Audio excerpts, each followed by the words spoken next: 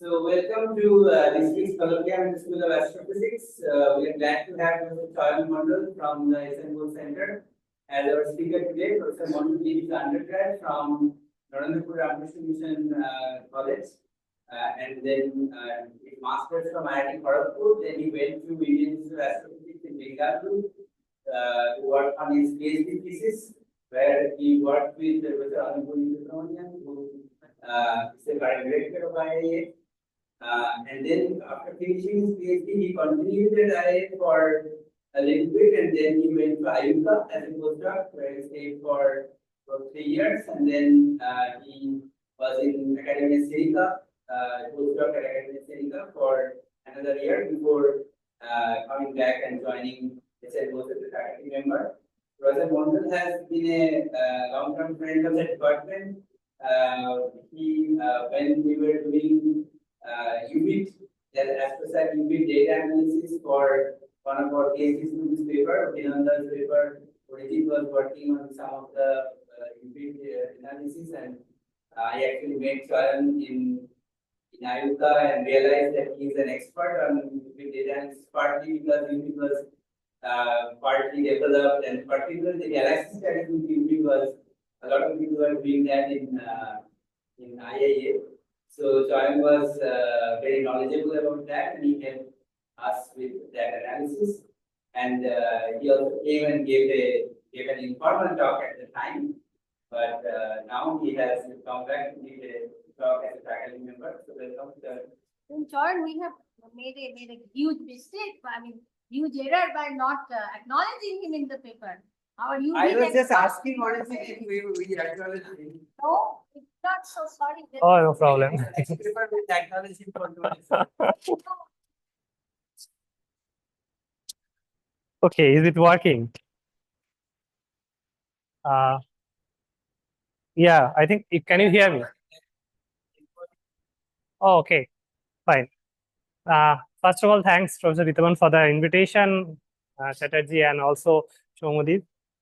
I was thinking to come here since long to give this talk.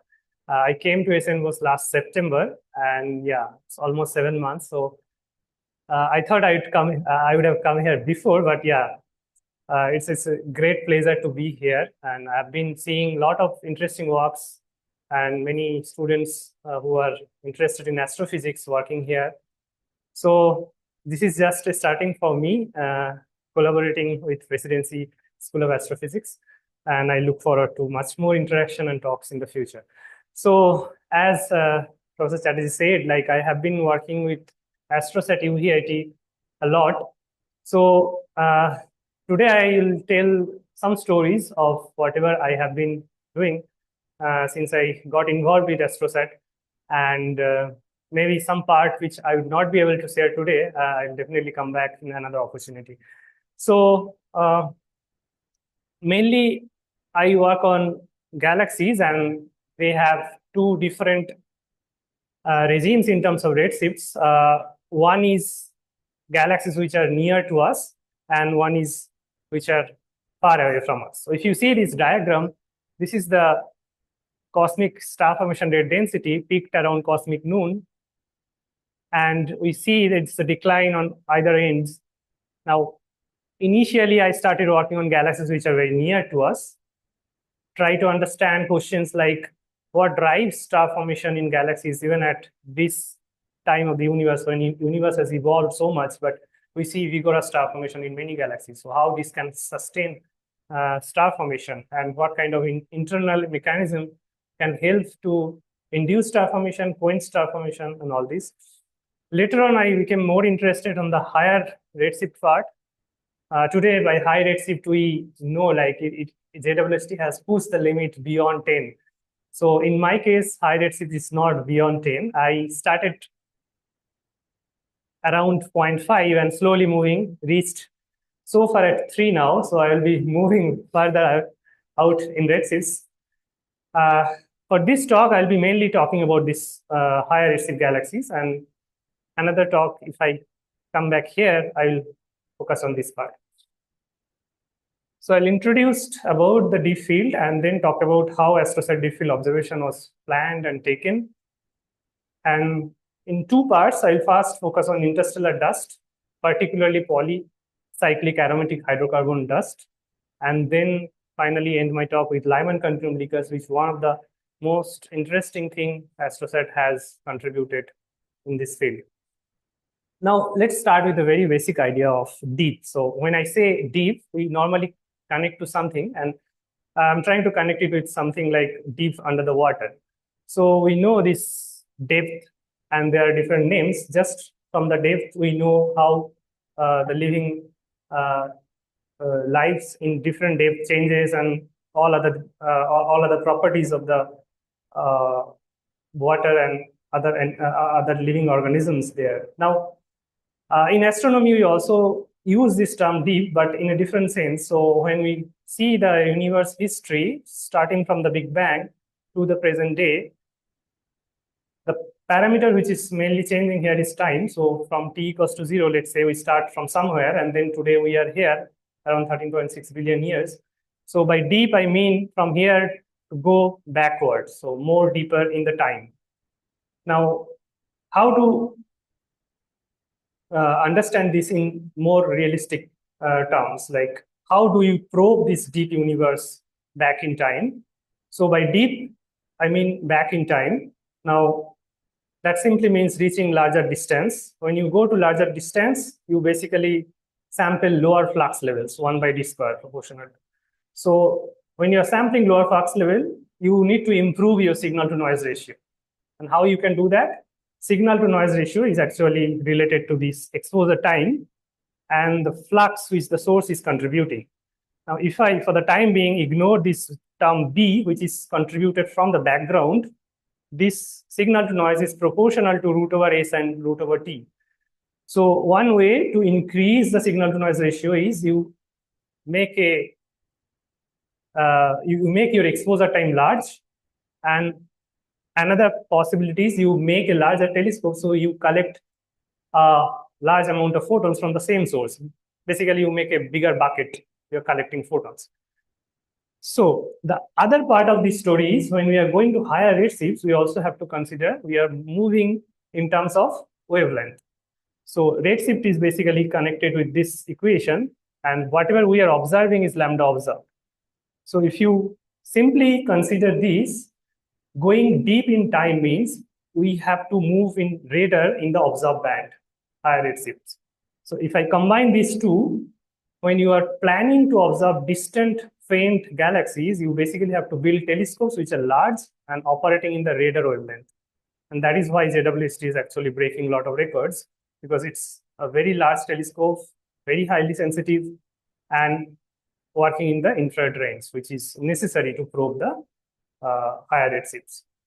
Okay, so now what is a deep field in astronomy? You consider a dark region in the sky. So mostly we have stars in the sky, but you choose a region where there are very few stars, which are our own galaxy star. So you choose a region like that, and such that that region you can use your telescope to point throughout the year, most of the time in the year. So it's a good observable region with ample observing time. Basically, you say taking pictures of nothing in the sky. So when you do this with a very less amount of exposure time, you see something like this, which is not a lot of source. But the same region, if you increase your exposure time with a sophisticated telescope like Hubble, for the same region, you see extraordinary things. So this image was taken for around 11.3 days of total exposure time. And you see the improvement in the signal to noise, and you see a lot of distant galaxies here. If I zoom in one particular region, you see hundreds of galaxies. So every dot in this picture is galaxies except this guy, and they are at different redshifts. That means they are at different distance from us. Now, this is how the concept of deep field was originated, mostly by the Hubble team, Hubble Space Telescope observation. Now, in terms of science, so when we see this schematic of the universe started from the Big Bang, and then after the dark age, we started forming galaxies and stars, and then today we are here. So if someone wants to study how a galaxy started from the beginning and still till this time in the present day evolved, so you have to follow a galaxy throughout its life, which is impossible for us. And if you look at this picture, the problem in a different way, like you cannot trace one galaxy through its entire lifetime, but you can detect galaxies at different times and then connect the stories. So it's like studying people in a village at different ages and then connect all the pictures to say how people evolve over the time. And this image, which I was showing earlier, a deep field image, has galaxies at different epochs. So it's like a collapsed image of all this time. And you study galaxies at different times, connect the story, and then talk about the galaxy evolution. Okay, now this picture basically says why we need multiple telescopes to do this job done. Now, as I said, Hubble started this job, but JWST and other ground-based telescopes are following it up, including AstroSat UV-80. The simple reason is, if you change your redshift, the same spectra you see, it will move to the radar bands, and you are observing at different wavelengths. So this vertical line, I'm just marking 1500 angstrom here, which is the UV photon, and they will shift to different wavelength considering the redshift. So we need different telescopes to probe the same UV photon if the galaxy is at different redshifts. And that's why people are targeting the same patch of the sky using different telescopes. Okay, fine. So why we want to do it in UV? What is the advantage? Now, if you see this earlier figure, only after around redshift 1, your UV photon is going outside the UV-IT coverage range. So that simply says, if you point your UV telescope to the blank region of the sky, you can probe photons, UV photons from galaxies at least up to redshift 1, not very high redshift. Because at very high redshift, those photons will not be able to enter your observable range. Now, the primary idea is to probe post-cosmic noon evolution of the galaxy using deep UV image. And second thing is the other part of the spectra. So we normally talk about this part where the photons are non-ionizing, so they cannot ionize hydrogen atom. But there is another part is ionizing photons, which can actually ionize hydrogen atom, energy higher than 13.6 electron volt. So this part of the spectra can be probed even beyond redshift 1 by a UV telescope. And that's why you talk about cosmic reionization process, which actually UV-80 observation has contributed a lot. Now, it's necessary to talk about AstroSat a bit. I know some of you already have used AstroSat data, but just to give a brief idea, it was launched 2015, India's first multi-wavelength space observatory. And UV-80 is one of the many telescopes it housed.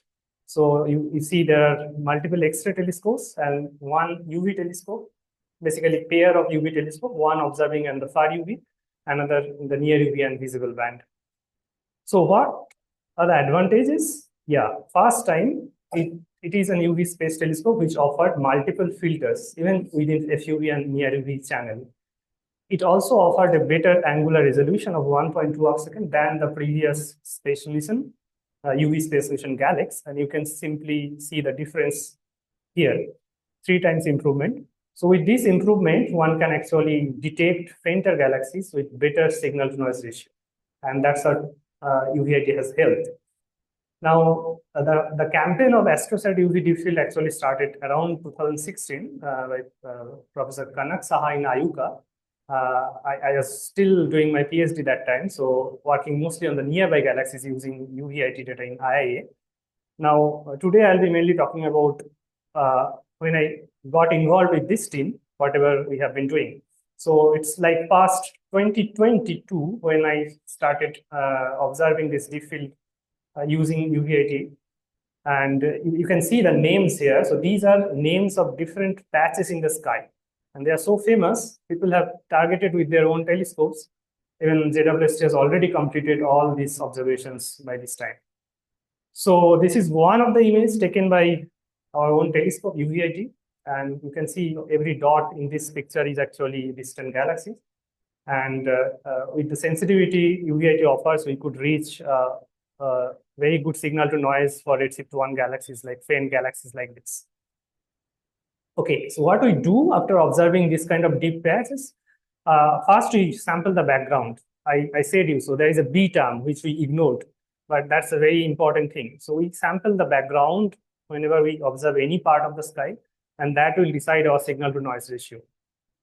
Then we model the PSF, because then we know how much aperture we need to count the total amount of flux from any galaxy. So that will give us a clear idea what aperture we need and what has to be subtracted before we say this is the flux from the source. And then we detect the source. It's kind of the luminosity function from brighter to fainter galaxies and how many numbers they are. And then we provide the completeness, like how much you can trust your measurement when you are going towards fainter limits. So these are fainter magnitudes, and this test will give you the confidence when you are using the photometry. Now, I'll first focus on this. So people in our team actually doing different works using these observations. And I am mostly exploring the middle one, interstellar dust, whereas I'll also conclude with this part in the higher redshifts. So interstellar dust, we all know about dust. Even in this room, there will be some dust. But interstellar dust is even very tiny than the terrestrial dust we have here. So normally less than 1 micron, and definitely they are produced by stars, like we all are produced by some star. So dust are produced by stars at different stages of their evolution. Some part of the dust will be very early produced and some at the later stage of stars. So you can see the percentage over here. Now, if you see the percentage of this interstellar dust in terms of the baryonic matter, it's extremely negligible. So we know only around 5% of the total universe mass is contained in the baryonic matter. And then within that, you see the ISM and stars, which are part of the galaxy, is even very, very small, 10%. So now, within this small part of the ISM, dust contribute only around 1%. So it's extremely negligible, but it plays a very, very crucial role when we see things in the universe, because it blocks light. It can block light by scattering and absorption. So that's the main thing we'll try to understand. So when you have stars, the photons first, if there is a dust in between star and us, so it will be either absorbed or scattered, some of the photons. And then there will be reduction of number of photons. So the goal is to know how much reduction is happening, because if you want to talk about the source property, you have to know how much you lost. And this depends on many parameters like column density, how the star and dust is distributed, grain size, chemical composition, so many things. And all together decide the attenuation law. So as I said, though negligible in mass, they played outside role. So let's say this is a spectral energy distribution of any galaxy. So this is, as a function of wavelength, the light we are observing. Now, if I forget about the dust component, this is what we should observe, only from the stars. Now, as the dust in the galaxy, so this reprocessing will happen. So these photons, which are you're seeing here, are basically reprocessed by the dust. Now, together, this blue and red will make out this black thing, which we observe. And you can clearly see there's a reduction of number of photons over here, which reprocessed energy balance in this part. Now, first thing we need to understand how this reduction, probing this reduction, can give us idea about the amount of dust. So we'll try to see indirect way of probing dust from this reduction. And there is, of course, the direct way of going to the far infrared range and probing dust directly. So this has been done by many people. You basically try to measure the slope of this region and then talk about how much dust you have. Now, these plots are saying as a function of redshift, there is a change in this slope, and this slope, if it becomes more bluer, it says a lower amount of dust. Well established by HST, JWST, recent studies. But if you see the global picture, there is a gap in between. So in this redshift range, we still did not have measurements because the simple reason is we have to have near UV data to probe that part of the cosmic time. And this is important because you see the cosmic star formation density is declining over this period. So star formation, yes, indirect probe of dust is the slope of this part. Yeah, it's just you fit a slope here. So if it is steeper, you means less dust. When more dust, so it becomes more shallow. Yeah.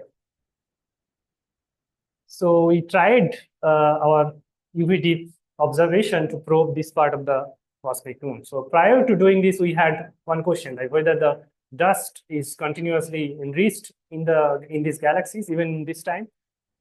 So yeah, the answer is here.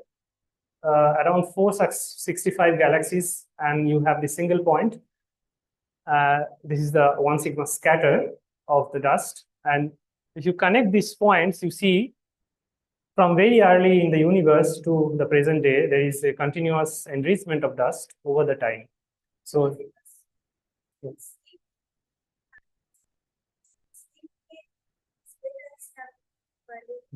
Yes. Yes, yes. The technique is same. Yeah, it's a gradual bluening of the. Yeah. Sorry. Yeah, so it becomes slowly more bluer, less dust. Yeah. So especially if you go this range, so first of all, there are a lot of scatters. So galaxies, recently people are reporting galaxies with quite radar beta slope, even at redshift beyond 10. So how this can happen? So early enrichment of dust. So you're right. So it actually gets a bit flattened and there are a lot of scatter. So the first contribution was this, and then also to measure the same thing for a specific type of galaxies, luminous galaxies, and the beta jet relation still holds here. Okay, so another thing was to check with galaxy mass whether you produce more dust or not. So as the galaxy gets more massive, you see there is a increment in dust enrichment in galaxies. So massive galaxies are more dusty. Which was known, but at this epoch of the time, we also see the same thing. Then finally, we tried answering what type of attenuation law. As I said, there are multiple factors which decide the law. And we found with our measurements, among different laws, which you see in these plots, SMC type law, which is more like close to the galaxies we are probing at around 0.5 redshift. So this are the two main findings: gradual enrichment of dust and also SMC type attenuation, mostly preferred in this particular time. It's around 0.5 redshift. Yeah. That gap, attenuation law is. So SMC is a bit metal poor than the present day, right? So we are also a bit higher in time. So metallicity wise, it's so. Was it that high redshift, the dust due to the winds from the stars or things like that are different in nature than the current universal dust? That's a good point. Yeah. So the time scale of processing would be different because you have a different feedback there. So people are still trying to push the limit of chemical composition of dust, but we haven't reached very far so far. I'll finally talk about how we can do that. So moving ahead, now I want to talk about this particular type of dust, polycyclic aromatic hydrocarbons. So what are these? These are like molecules you see here, complex molecules, multiple benzene ring structure. So you have these things in the universe, and they have this carbon, hydrogen, and carbon-carbon bonds. And what we will try to probe, once you have these molecules, when UV photons interact with them, so you have stars, the UV flux is coming and hitting different atoms and molecules over here, basically a photo dissociation region. So when it interacts with the atoms and molecules, two things can happen. Molecules can dissociate or ionize, and atoms can get ionized. So we'll try to see where and how this pH, the dust molecules, are connected with other species around the PDA region, and how probing pH can help us to probe other things over here. So the first part was to talk about this. Now I'll talk about this region, the mid-infrared part of the galaxy's energy, spectral energy distribution. And you see some features here. And this is the far infrared emission part, mostly contributed by larger grains. So pHs are smaller grains, they are not large. Now, why we want to do this is basically pH has already given some promises. When you study pH, you can know galaxy metallicity, even if you cannot measure it directly. So on the x-axis, you see there is a metallicity, and y-axis the amount of pH molecules. So they correlate very well for nearby and distant galaxies. These are recent studies. Now, as these photons are heated by UV photons, these molecules are heated by UV photons, so there is a connection between star formation rate and then pH enrichment. So you see very tight correlation between how many ionizing photons are there, like which can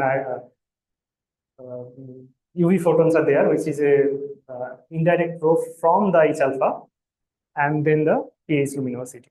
Same for the distant galaxies. We also can probe molecular gas. And this is a thing I'm recently exploring more. So CO is something very difficult to probe because you see the low density region, you see very, very less amount of CO emission. Now, people have reported recently, even if you do not find or probe CO, if you can probe pH molecules, you alternatively can talk about this because there is a tight correlation. And this correlation is actually from sub-kiloparsec scale to the galaxy scale, you see.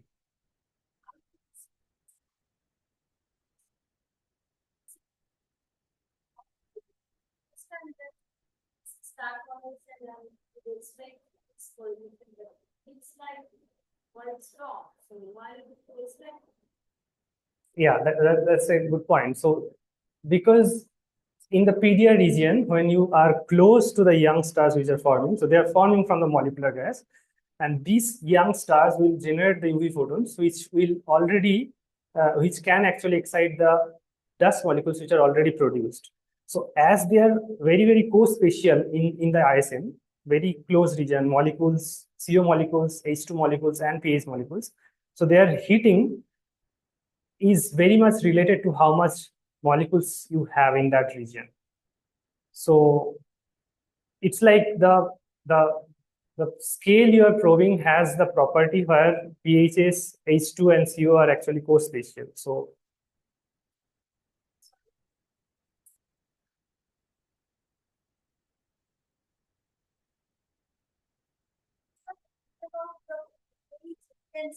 yes.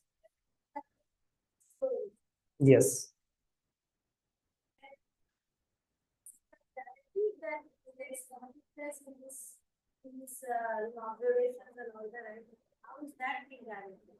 Yeah.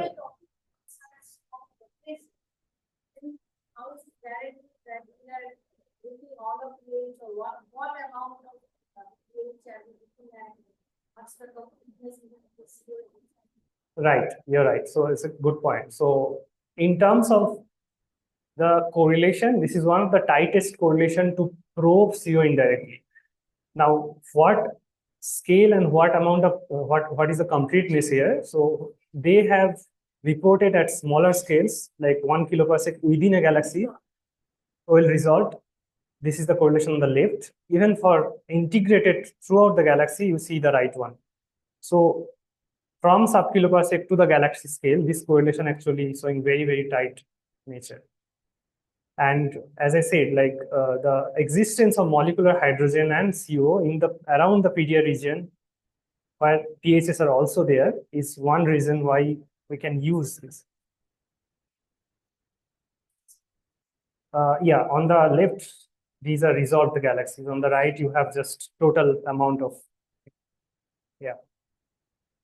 It's detected to some rotational, vibrational lines. Yes, yes. Yeah, I think next I'll talk about that. Yeah. But of course, this relation hasn't been pushed to the low metallicity and low mass regime. So completeness is not there at that end. Now, among all this correlation, there is some anti-correlation, which you also should know. Like, if you have molecules, as I said, with harsh radiation, they can get dissociated. Now, pHs are also sensitive to very hard UV photons, and this plot shows that when you have harder ionizing field in the ISM, you see reduction in the pH intensity. Same you can see spatially in our local nearby galaxy like LMC. You have highly ionized medium here, the blue, and there are actually reduction in the pH intensity. So it simply says when you produce harder UV photons from your stars, they can dissociate some of the pH molecules, which happens to the H2 molecules also. So it's like balance between radiation and molecules, which we are trying to trace. And the same thing has been reported in the distant galaxies. Okay, so what we are trying to do here, I think connecting to one of your questions, like how far we could have done this. So these features which are seen here in the mid-infrared, with the JWST, we are actually very well probing this part at cosmic noon.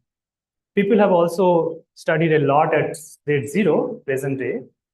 This patch is where the next generation telescope Prima in the 2030s, which NASA is planning, will probe. So before we start talking about this regime, it's very necessary to understand the whole picture over here. And there is a gap, as I said, just before the cosmic noon. That's what I'm interested in.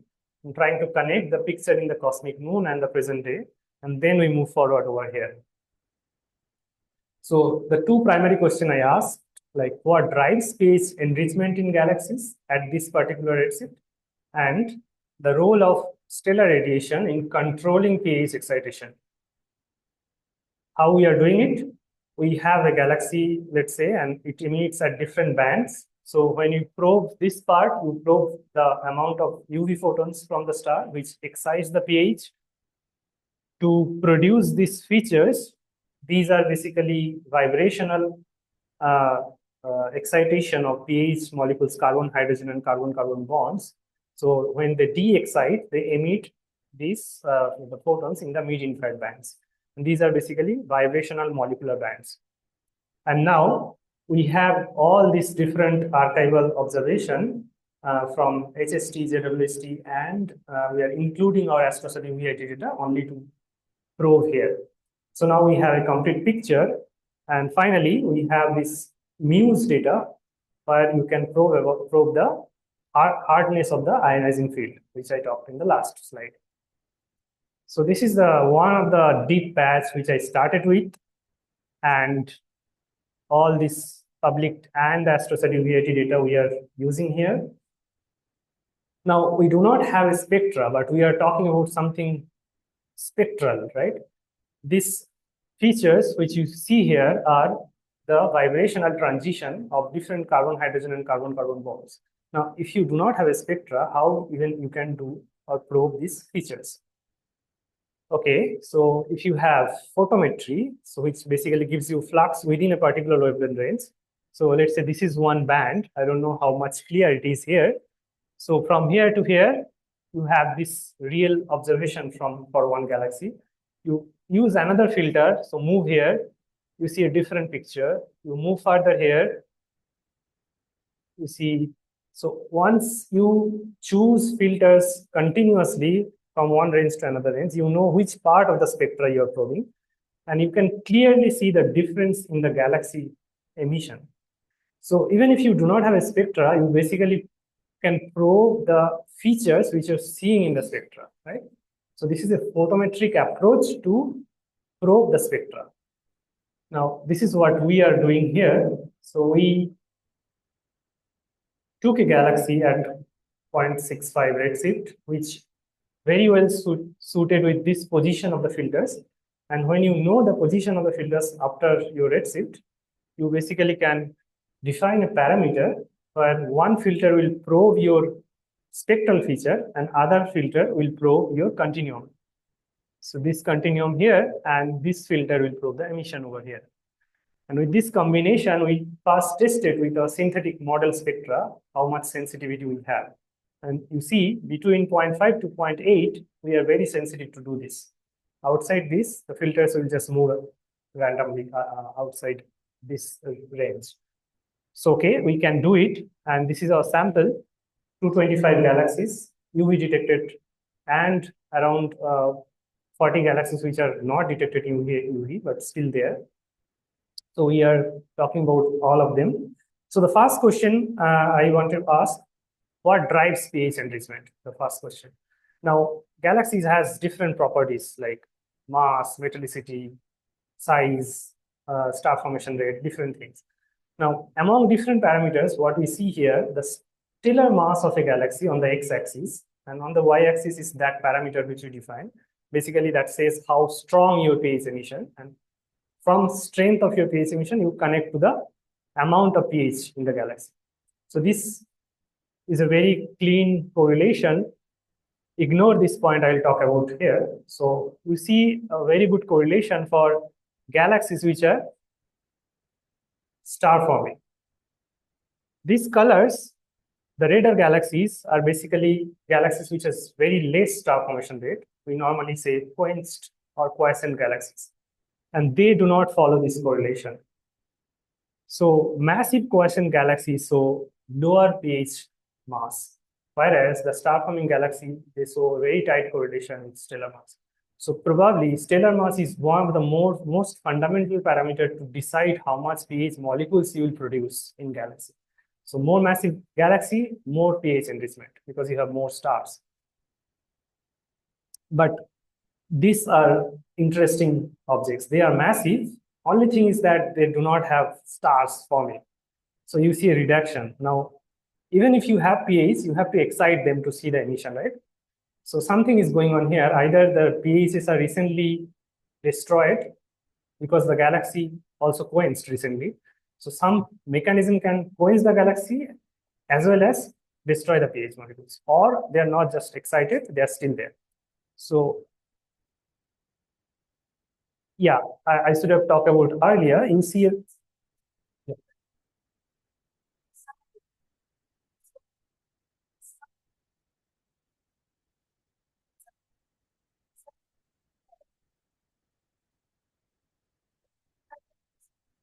yeah, mid-infrared, yeah.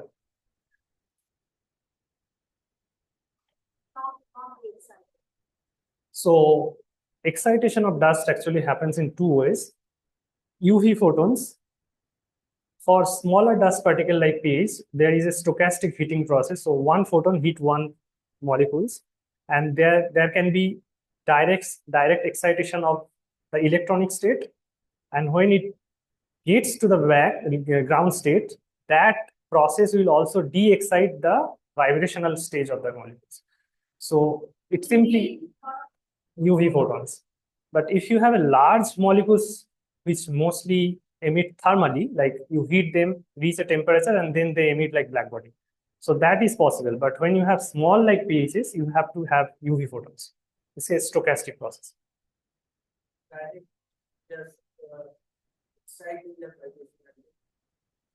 It also does. So if you have a lot of electrons in the medium, so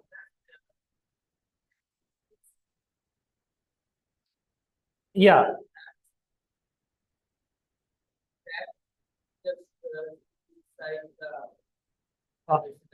Infrared photon exciting the vibrational.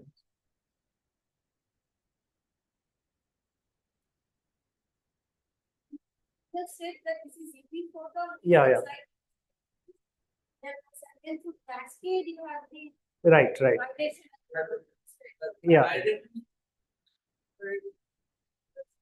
I think the cross section is.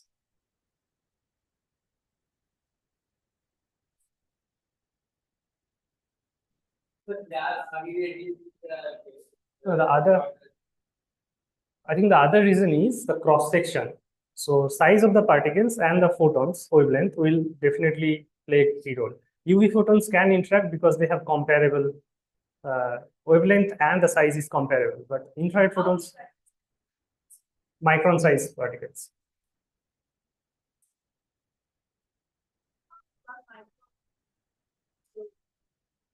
Size. Probably that's the reason that we do not have. There is not many source of infrared photons in the interstellar. Excite the hydrogen.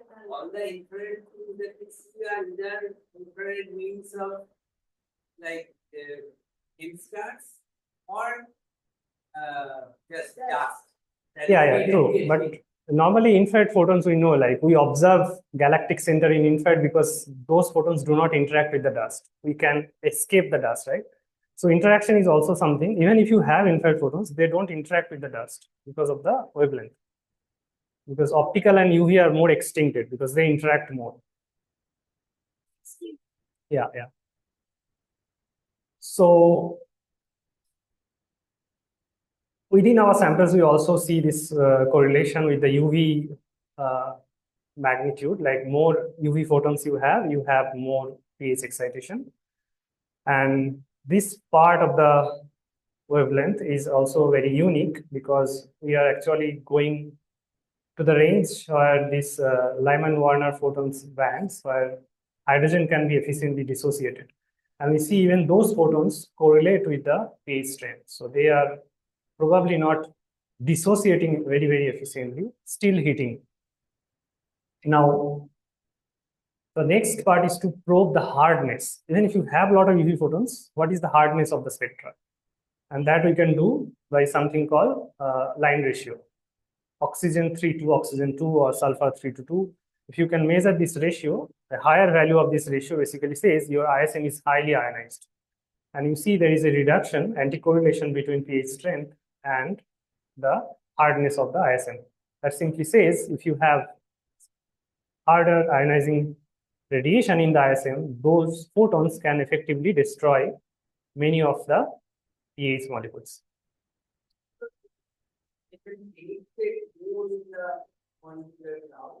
Yes, PDR, so the depth will be higher. Yes, exactly.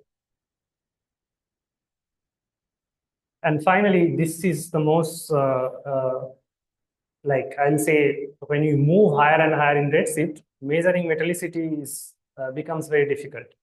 Now, you see this correlation here when you have galaxies.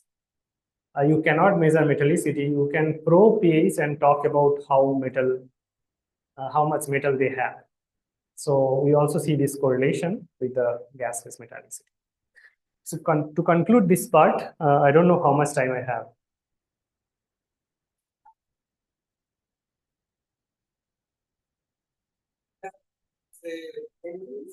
Okay, good enough. Yeah, thank you. I think I'll finish before that. So this part is the main conclusions are we see galaxy stellar mass playing a very fundamental role in terms of pH enrichment, and both far UV and extreme far UV photons are playing a role to excite the pH molecules if you have in the galaxy. At the same time, when you have harsh ionizing condition in the ISM, many of your pH molecules can get destroyed and you see a reduction. So now I'll focus on these ionizing photons, which one of the things AstroSat UVIT have actually contributed a lot. And the reason we can do it using UVIT is basically, as I said, like when you have a UV telescope, you can probe this ionizing photon even beyond redshift 1. Now, let's say there is a galaxy emitted one ionizing photon, so it will first phase the hydrogen in the ISM. If it can escape the ISM, it will phase the circumgalactic medium. Hydrogen is also there. After this, it has to cross this huge column of intergalactic mediums. Hydrogen is everywhere. Now, non-ionizing photon can easily reach us because it will not interact with the hydrogen. But ionizing photon, which is capable of ionizing it, will phase the hydrogen ionize it, only when it can have these loops or holes, it will pass through and then reach us. And you see the increasing redshift, the amount of IgM we have, like the photon has to cross increases, and that reduces the transmission over here. So we do not expect to do this beyond redshift 4, but recently we have actually done that. And today what I will talk about in intermediate range around 3, how we can do this. Now, neutralizing.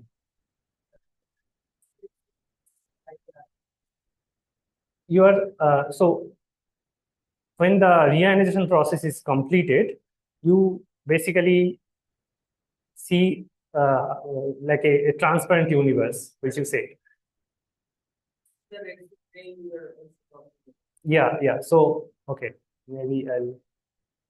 So if you see around 10% over here, so even in that situation where you have actually ionized most of the hydrogen, the line of sight probability of getting a UV photon through this much column is 10% around that. So that increases a lot when you come only at around 2, like 50% chance, 50% of transmission. So that's why people are actually targeting this lower redshift where there is a higher chance, and then talk about their properties. Yeah, so the two regime where we can do it, one is beyond 1, your far UV filter can probe beyond 1, and the near UV filter can actually probe beyond 2.3. So today I'll just talk about this part. Now, if you look at the picture where people have contributed, again, so there is a lot of detection at very near by HST COS, and there are many telescopes detected at beyond 2 and cosmic noon and beyond that. Now, this gap is called redshift desert in terms of Lyman continuum leaker detection. And the reason being, we did not have a sensitive UV instrument which can probe this region. And after AstroSat UVIT, this region actually enriched by a lot of detections. We actually have more points over here, which I could not add. I will talk about this guy here, which is redshift around 3, detected using UVIT and UV filter. Now, after producing the source catalog, I was searching for a single photon from a galaxy beyond redshift 3. If I can detect in the near UV filter, I know those detections are because of the ionizing photons. So even after searching 158 square arc minute area between these redshift range, I could not find one convincing case because they are very rare. There's one case, but not convincing. You see, there is a color gradient over here, and this was our detection. So even though we have a very good signal, we had a doubt whether there are 2 galaxies or not, because there is a color gradient. And by that time, 2022, we had this picture from HST and this ACD from HST. So when I do photometry different for these two different galaxies, I see there is one galaxy showing Lyman break, another not showing. But with only 6 photometric data, we are not very confident to do something. Now, 2023, JWST came public. And from this picture, with some confusion, we had this picture from all the JWST bands. Now, this clearly solved the problem here. You see 2 galaxies, one edge-on galaxy, one very, very point-like source.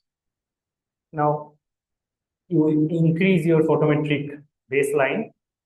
So from 8 points or 6 points, you reach many, and then model the spectral energy distribution. And very clearly, we detect 2 galaxies, one at around 0.5, at 0.3. Now, these are still the photometric redshift. Luckily, we also had public spectroscopic data for this galaxy.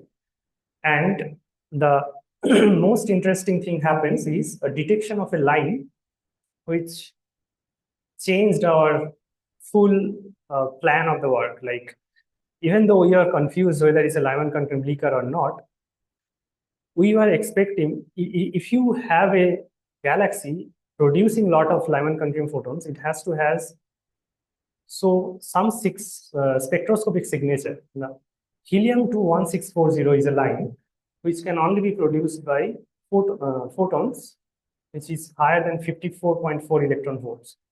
Now, this very small signal which we are seeing here is because of the photons we produce, which are extremely energetic.